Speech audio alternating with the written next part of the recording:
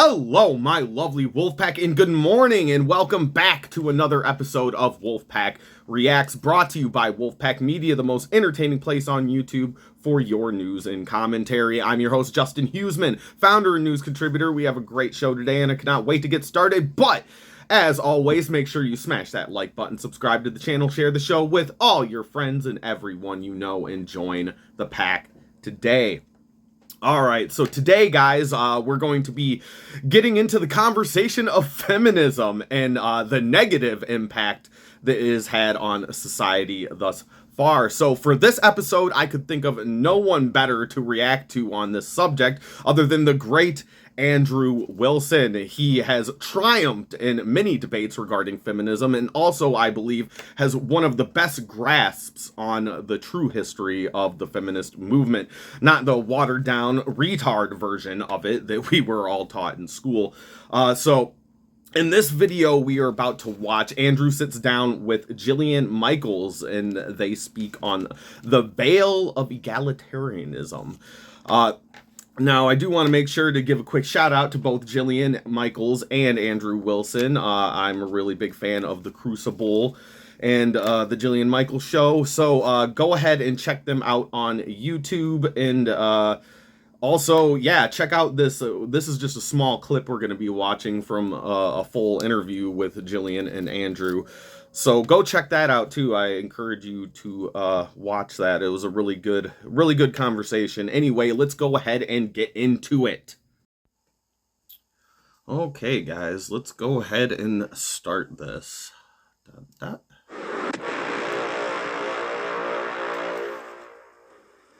Talk to me about this concept of feminism, because I don't think I understand it. And when I was talking to Crowder, he brought this up, and I had said, we were disagreeing about some things that Nick Fuentes had said, and I was like, well, I think women should be able to vote. And he's like, well, I don't think they should if you're not getting drafted. And I didn't even know where he was going with it, because he kind of took me. So what? I'm like, sure, and what he said, I was like, what are you saying? I didn't understand what he was even saying. What is this kind of like? I'm glad we had the conversation before this, kind of about dogmas, and worldview and belief, right? Right. Feminism is a dogma, and it's a very religious dogma because it relies on the idea of egalitarianism and equity, and those are things we just grant ourselves. Like, people should have that because they should have that. I get it. But most people don't really have a grounding for why they think that. It's just kind of beat into them as part of the new Americana. And I totally agree with him on that. I hate that when it comes to some of these ideals, especially leftist ideals, that it's kind of just like blind obedience. Like, you were taught, like I said at the beginning of the episode, where we were just kind of taught in school this watered down version of feminism. We're just taught at a young age that this thing is good, and nobody ever questions like why it's good. Like, why do we do this? Why do we consider the feminist ideology to be a good ideology, other than just because I said so, is generally the answers I get most of the time when I'm trying to answer that question. Anyway, we'll go on here. What we would point at as the emergence after the post-war consensus of World War II. But to explain this and express this in like really kind of simplistic terms for the audience and for you, it's really in the definition. So I think for a person like you, you'd probably define feminism as just being, women having equal rights to men. Yeah, kind of. That's what is that not it though? That's not it. That's not it. And that's why this disconnect happens, and why I'm always in debates. I'm always really clear on semantics of what words mean, because you could be saying that you're a feminist, and you may not have the context for what actual feminism is. And so you just think, hey, I just want to have like the right to own property and not get by my husband, kinda, right? So that seems rational and reasonable, doesn't it? So I understand that, but here's what feminism actually is. Okay. Feminism is a movement towards egalitarianism by deconstructing the patriarchy. Oh, that's I get the key. What you're saying. Yeah. So you're saying by it's the fundamental. Yeah, she's about to probably go down the rabbit hole. But yeah, I was just going to say it is more about emasculating. It's not about lifting women up. It's about emasculating men, about putting men down. And yeah, I believe that's the root of where the divide kind of comes between men and women and feminists and anti-feminists. Uh, yeah. Escalation of men. The idea I agree with you is completely, though. well, the idea here is there's an oppressor-oppressed class, that men are the oppressors of women. And since men are the oppressors of women, men need to be moved out of the oppressive roles of women, of what they do bad to women. I get it. So when it creates the oppressor class, it's pointing to the oppressor class, now men, and saying bad, right? Yep. And it's saying the oppressed, good. They're the ones who need liberation and things like this. And that's what it actually is, a deconstruction of patriarchal systems. Okay. Because otherwise you can't have an oppressor. And so you probably, in actuality, aren't a feminist. If you and I think that point kind of actually really points to a lot of issues, not just feminism, but a lot of issues in this country where there always has to be like a bad guy. There's always got to be an oppressed and oppressor class, and I just at least as it pertains to here in America, I just believe that that's absolute and utter hogwash. I find myself that way actually at all, but but Crowder was like, "Are you a feminist?" And I didn't even know what he. I'm like, what does that mean? Because I didn't understand even how we got there. Because there were certain things that I had taken umbrage with that Fuentes had said, and then he said, well, the reason I think he should, because I went and watched that, and maybe I can clarify something. Yeah, I mean, I like Steven Crowder a lot, actually. I don't know. I was like, I watch you all the time. I would like, consider him. I would consider Steven at this point to be like, you know, it is a very lonely industry, as you probably know. Yeah.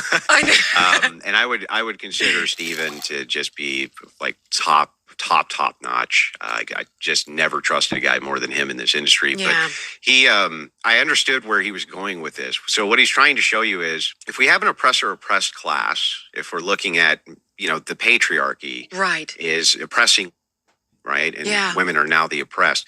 The reason he's bringing up things like voting is he's saying he's challenging this dogma. Okay. Is it true that men and women are actually equal? And so from the Christian view, in my view, the answer is no. We're ontologically equal. So what that means is like, I think that you have the same value in the Spirit of God as I do. Okay. But I don't think that men and women have the same material value or impact on the world. They have completely different impacts on the world. For instance, women are the only people who can give birth. Men can't do that. Okay, they can't. They can't. And so, since they're the only ones who could do that, you would think that you would structure society in such a way that it was the most conducive to women doing that, because they're the only ones who can. And you would think you would structure society. You would think. You would think that that's how we would do things, but for some reason here in the West, we've just completely lost that whole sort of structure system, you know. And feminists will tell you that's a good thing, but I wholeheartedly disagree with that there. It is not a good thing. I think that the structure in which, like Andrew was saying, in which women are kind of like in that place and men are kind of in their place, where so both can work together in a conducive way, you know. It's a good way to structure society, you know. Women make more people, and we're never short on people. At least that's my opinion. I think we need more people. More people should live on this planet.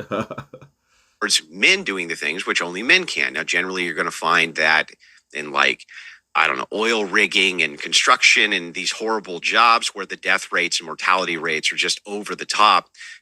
Female deaths in the workplace account for almost none of them, because they don't do any of those horrendously stressful and over the top jobs. They just don't. They're not equipped for that. That's not their thing. So what Steven's doing is he's drawing a parallel to kind of show you this. He's saying, if it's the case that men can be drafted, right, and sent to war, and every man must sign up for the draft, so they all have the potential to go to war, then why can women who can't be drafted vote to send men to war? Isn't that fundamentally unfair from the prism of both the feminist, but But isn't that also devaluing men? It's saying that men are cogs, which can now be used for women who are elevated above them and elevated away from what their goals are supposed to be in society. Yeah, like we're just supposed to be the footstools, the stepping stones to women's ascension is stepping over the corpses of many men. And I think that can go for both men and women too, that unfortunately greed and power, we're going to be anybody's ascension to power is stepping over the bodies of many young men.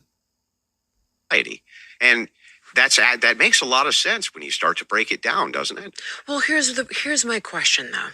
Sure. So of course I get that one piece, but what about all the other stuff that goes along with it? Then women have no say in how their society functions or who leads them. Or so, for example, if I was still living in California, I do not want a governor that replicates the policies of Gavin Newsom, right? I would want to vote on that. That would mean a lot to me because I totally think that's a completely reasonable kind of question to ask here. I do believe obviously there's a lot of Republican women, and I want them vote, but I also see the parallel to this where women often vote I think Andrew's going to bring that up here in a minute, but I wanted to touch on it where not all, now this is a generalization, guys, before you get triggered, but most women will kind of vote based on this sort of soap opera dramatization of the world around them, are how most women will vote based on, like, if the guy that's running is like good looking. If he's not good looking, then most women probably won't vote for him. Are good looking, charismatic, charming, if you will. And I think that's a horrible way to go about voting. You get a lot of idiots voting that way. And that's and I believe, yeah, not just women, but certain men shouldn't be allowed to vote either, to be honest. But what Jillian's saying, bringing up here, I do see that as a pretty reasonable argument for the contrary. But let's keep watching. Well, who do you think votes Democrat in California? I know, but all the more reason, why you should want votes that go in the opposite direction.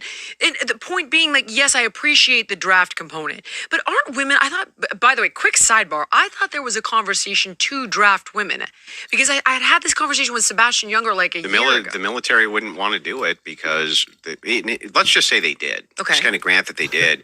They're still not going to send women into combat roles. Absolutely not. And so it's the fundamental unfairness would still be there. And that's I completely agree with Andrew on that. That, yeah, even women that are in the military are never put into frontline combat positions ever. There's never once been a female Navy SEAL, like, just throwing it out there, gals, that, yeah. Because I see a lot of feminists bring up this argument of, well, there's women in the military, and it's like, yeah, but are they ever put into actual ground combat position? No. Nope. They're generally never frontline infantry. Reason they can't do that, right, is if you had a real war, not like playing in the sand where you have 2,500 deaths in 10 years, but like a real war. The first thing that the enemy would do to demoralize your troops is they would capture your female soldiers. They would send them home pregnant. Like, that's factually what they would do. Yeah. I know I'm being very blunt here. No, I know. But that is, in fact, what they would do. And so they're never going to... That's kind of why I love Andrew Wilson. I love his bluntness. Like, no, dude, I fucking keep going on with the blunt truths. I believe that that's the only way to talk to people anymore, is to just bluntly tell them how it is. And yeah, dude, that is the reason why we don't put women in those combat roles, especially if, like he said, if we were in a real war. There's no way. That'd be the first thing you would do as an enemy force if is demoralizing. That's why in Afghanistan they would send children and women out because it would demoralize our soldiers. They know that Western men are generally a little icky about, shooting kids and women, and like that would be the first thing that they would do is they would kidnap as many women soldiers as they possibly could, and like he said, do terrible things, let's just say. Have in mass women in frontline roles in combat, even in where they proclaim that that's the case. The distinctions between the soldiers are so over the top that they can't hide it either. We've never had a female Navy SEAL for a reason. I just said that. They can't cut the mustard. But there's something kind of there that you touched on that I want to touch on. That's a good point, a good counterpoint that you make. You say, but what about the fact that I want to have say in society? I want to have say in what's going on with the social order. I want to have say in what's going on. I think that that's a fair criticism from a feminist position, but I'm going to give you some counter evidence here that might maybe change your mind. Okay. Before women could vote, they passed they got an amendment passed, and the amendment was to ban alcohol in the United States. That was the amendment that they got passed before the 19th. So before they were ever even allowed to vote, they had so much influence in society that they were still able to do one of the rarest and most difficult things to do politically, which was pass an amendment, get one passed. That was women and the women's temperance movement that did that. Yeah, and that's my huge argument against this.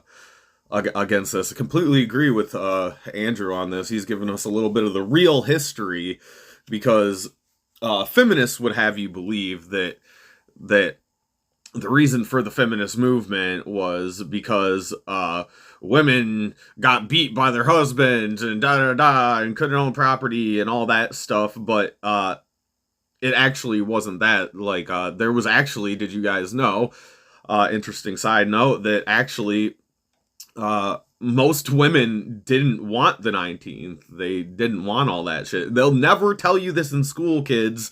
They will never, ever, ever admit this in school. But yes, there were anti-suffragettes who, and this was, like I said, I'm making a generalization again, so don't get all up in your panties about it. But this is factually true, that most women back then were against the feminist movement. And the reason women had so much more authority in society and control in society absent the vote, the anti-suffragettes, the ones who were against women voting, which were mostly women, by the way, made this point pretty precisely. They said, well, we have the moral high ground. So we're looked to as the moral figures of society. We're the matrons of society. Even bad men love their mamas, right? And when we say that there's something here that's going on that's morally deviant, or you need to morally stray away from, or things like this, society really stops and listens. Yeah, and that's why I believe we're seeing the degradation of society as a whole, because we're getting less and less women that have a moral compass, because that's what I believe, even beyond having children and being the nurturers, that I believe that women's main role in society should be being the moral compass for men, They keep us kind of on the straight and narrow, but as you see the degradation of both men and women, it's kind of hard when you don't have like a moral compass pointing you in the right direction. And women used to be their role in society. Was, I know there's been plenty of times in my life where a woman's had to stop me, like my mother or somebody else in my family has had to kind of roll me back a little bit, has kind of had to take me by the shoulders and pull me back from being too wild, being too morally inept, because men have a tendency, we can get up in our emotions too. We are the more logical sex, I believe, but we have moments too. We can let our anger get the best of us in a lot of situations, and that's why it's good to have a good woman will kind of pull you back and be the one that gets in between you and another person and is like, now, come on, man, like, do you really want to do this, And I believe that's a really, really important role that women should be playing in society, but I just see it less and less these days because our women no longer have a moral compass. So how can men have a moral compass when the women around them don't have one either? You know what I'm saying? Because we're not cogs in the political wheel. And they really had that sort of authority. So I would argue that women actually pre universal suffrage had a much larger say over how society looked and how it was shaped and their influence in it than they do now, that they're just considered a voting bloc to be pandered to. So that would be my argument back. Most wallets still plug into the same system we were trying to escape in the first. Through this. Sorry, guys. We're not sponsored, so we're everybody. Not oh, man, we got a motherfucker. We're here to show I can't get away from the ISP ads, 41 guys. series. Sorry, I don't pay for YouTube Premium. I think we have a lot of influence, arguably almost to our detriment. You know, sorry, guys. Drew and I got in a conversation about this, and trying to clear he was shit talking off about the the screen for over-feminization, right? And you're There talking we about go. the emasculation. So I don't necessarily know that I would agree that we had more influence then. I would almost argue we have more influence now to our own detriment, because we're feminizing kids in school. You know, you've got this very female sort of ideology. Corolla talks about it, about how, you know, we don't let boys be boys, we don't let men be men. So I would almost suggest that we have too much influence socially, and you're even making a case. So about when we lessen that. Yeah, and she's making a great point here. This is why I like Jillian Michaels. She actually, she has a reasonable debate, you know, a reasonable discourse. It's not crazy screaming, getting triggered all the time. But she makes a really good point there where, like, I gotta tell you guys, this is where feminism with younger men and boys is especially dangerous. I believe that an overly feminized man is much more dangerous than your run-of-the-mill toxically masculine one. Like, way more dangerous to society as a whole than traditional masculinity as it pertains to this conversation. Anyway, I talk too much. Sorry, guys. I'm pausing a lot to ramble. Through lessening voting privileges for. No, I think we would lessen that. No, I would say, but we're not voting on these things. This is like an ideology. Yes. We're not Yes, voting Andrew. on how we're teaching our kids in schools or what we are. But we do. There's a gender divide in voting. Massive, sex gender divide, not gender the way progressives use it. I'm just using it interchangeably with sex here. But there's a divide between how men and women vote. And women overwhelmingly vote left. Yep. And men don't. And so the thing is it's because we see the prism of the world differently. When you think about how early America was structured, nobody was allowed to vote except stakeholders inside of the United States. They didn't let anybody vote. They didn't care if man or woman. Mm-hmm. And men only got the right to vote universally shortly before women did. It's not like they were always able to. Most men could never vote either.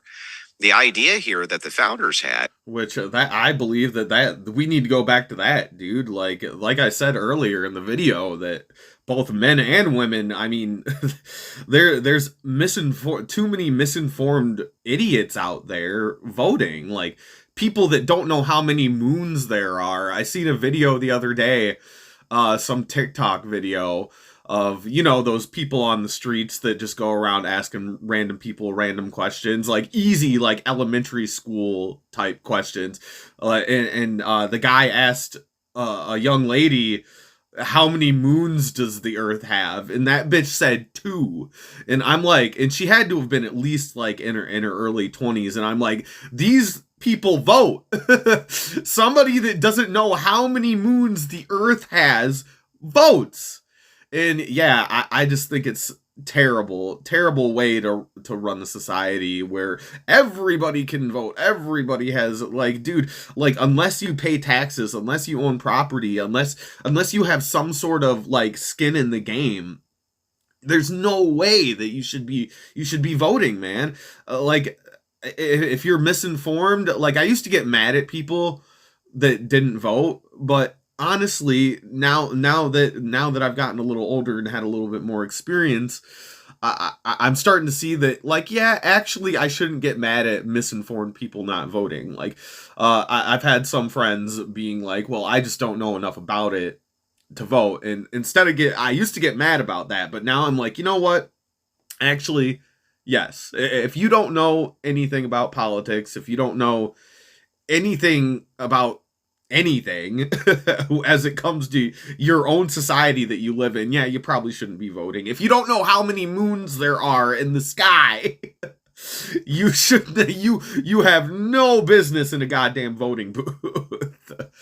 Was that inside of this nation, they did not trust the electorate to make great decisions. The states were the ones who sent up the elected officials, not the people. That was never how it was designed to work inside the republic anyway. So what's happened with the expansion of voting rights and universal suffrage is you've given complete morons now the ability to have a say over your life. And like, let me give you an example of this.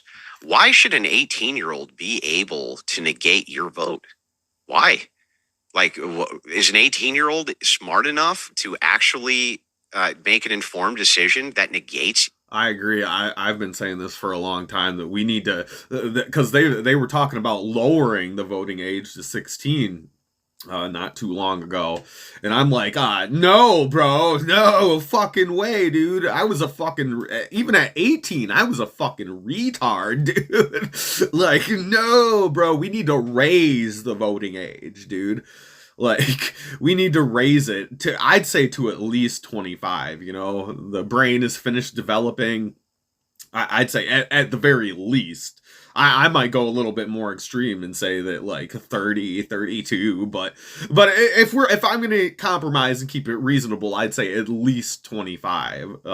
That's just my opinion, because more than likely you're going to have in your mid 20s rather than your early 20s, you're going to have skin in the game by the time you're 25, you know. But 18 years old, you're probably still living with your parents. You don't have much skin in the game. So yeah, I completely agree with this. I've been saying it for a long time. We need to raise that bitch, not lower it.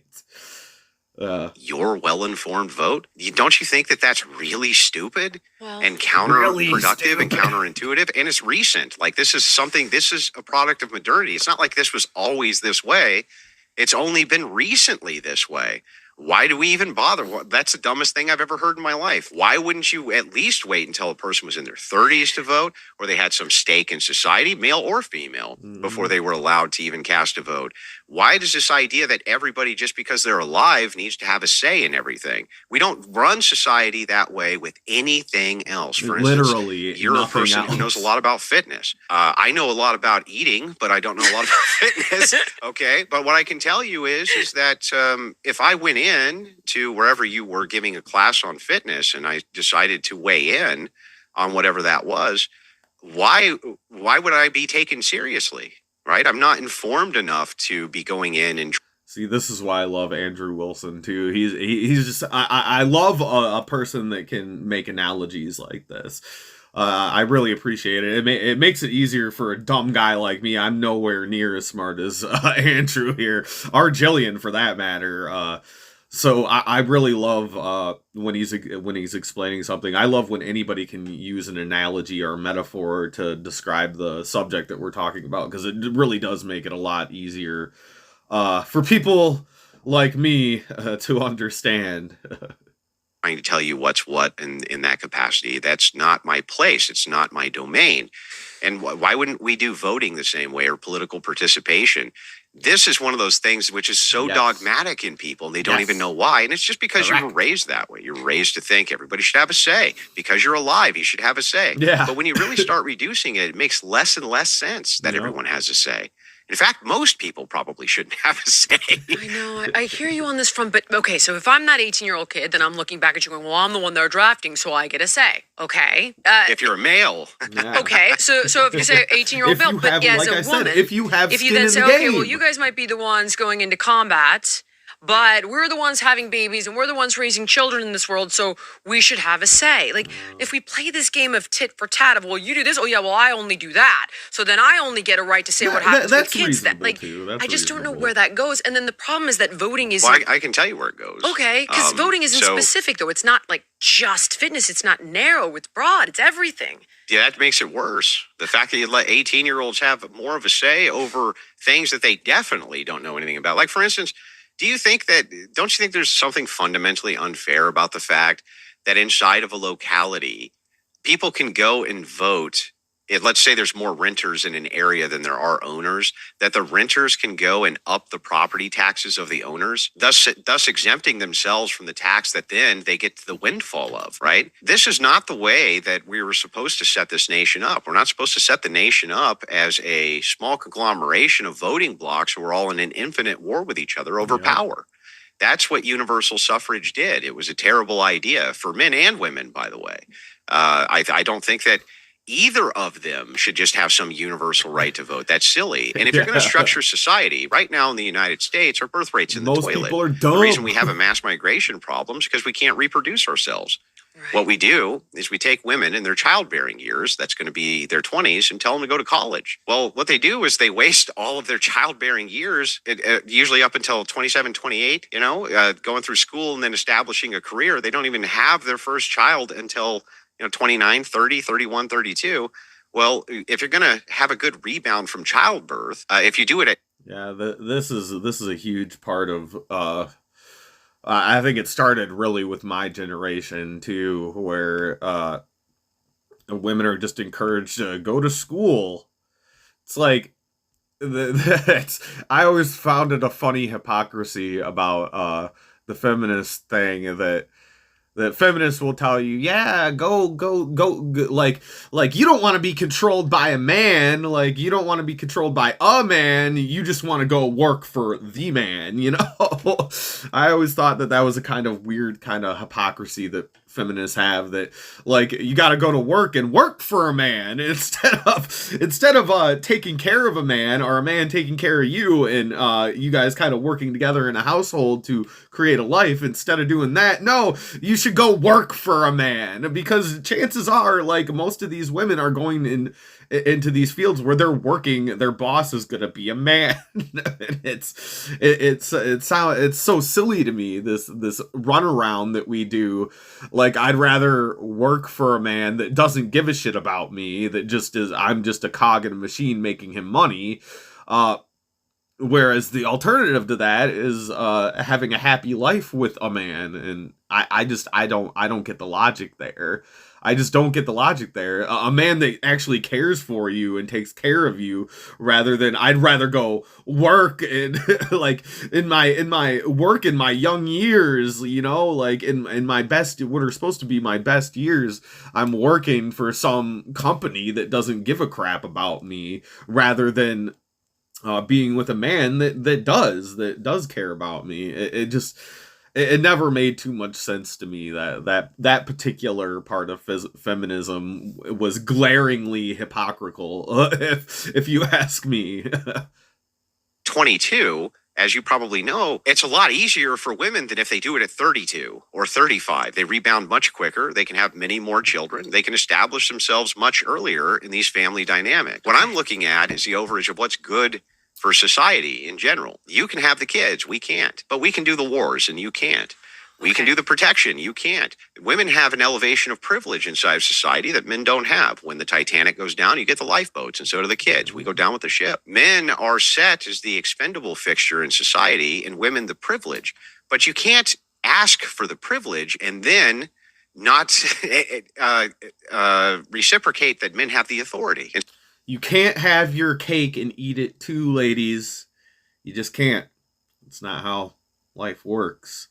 But anyway, I hope you guys enjoyed this. We're kind of out of time, unfortunately. There's still a little bit more to this. But if you want to see the whole conversation, I'd recommend either going to Jillian's YouTube page or The Crucible on YouTube for, I believe Andrew has the full conversation up as well. I encourage you to go watch it. It's a really good conversation. But we are out of time, so unfortunately, I got a lot more videos to get to today for you guys.